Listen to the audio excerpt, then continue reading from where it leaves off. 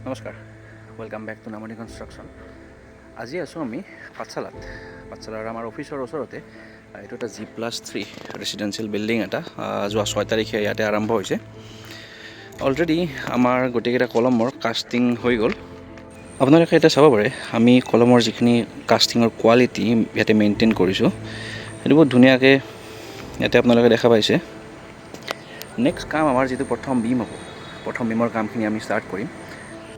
এনে সচৰাচৰ বিল্ডিংবিলাকততো এটা বিমেৰে কাম চলি যায়, বাট যদি আপোনালোকৰ যিটো অৰিজিনেল মাটিৰ লেভেলটো থাকে ৰাস্তাৰ লেভেলতকৈ, তো সেইটো যদি ডাউন থাকে আৰু প্ৰথম বিমটো দিয়াৰ পিছত যদি আপোনালোকে প্লিন লেভেলটো 4 ফুট বা 4.5 ফুট উঠাব বিচাৰে, তেনেহ'লে আৰু এটা বিম দিয়াটো তাতে বহুত জৰুৰী হৈ পৰে। যদি আপোনালোকৰো সেনেকুৱাকৈ নেক্সট আৰু এটা বিম দিয়াৰ তাতে জৰুৰী হৈ পৰে, তেনেহ'লে সেই বিমটোৰ চাইজ, বিমটোৰ ভিতৰত কিমান ৰেইনফৰ্চমেণ্ট দৰকাৰ হ'ব, সেইটো বস্তু ডিপেণ্ড কৰে টোটেলি আমাৰ বিল্ডিংটো কিমান চাইজৰ হ'ব, মানে কিমান ষ্টৰী বিল্ডিং বনাব আপোনালোকে, সেইটোৰ ওপৰত ডিপেণ্ড কৰে।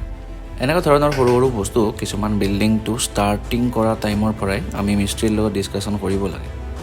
যদি আপোনালোকেও নিজৰ ঘৰটো নিজৰ ফালৰ পৰা কনষ্ট্ৰাকশ্যন কৰি আছে, তেতিয়া এনেকুৱা ধৰণৰ কথাবিলাক মিস্ত্ৰীক আগতে সুধি লওক কি হিচাপে তেওঁলোকে কামখিনি তাত কৰাব। অকল হাইট বুলিয়ে নহয়, ইয়াতে আপোনালোকে দেখা পাইছে অলৰেডি কলমকেইটা কাষ্টিং হৈ গ'ল। তো কাষ্টিঙৰ টাইমতে কি কংক্ৰিট মিক্স যিটো গ্ৰেড আমি ইউজ কৰোঁ, কোনটো মিক্স তেওঁলোকে ইউজ কৰি আছে, শিল বালি আৰু চিমেণ্টৰ, সেইটো বস্তু এটা ইম্পৰ্টেণ্ট ডিছকাছ কৰিব লগা।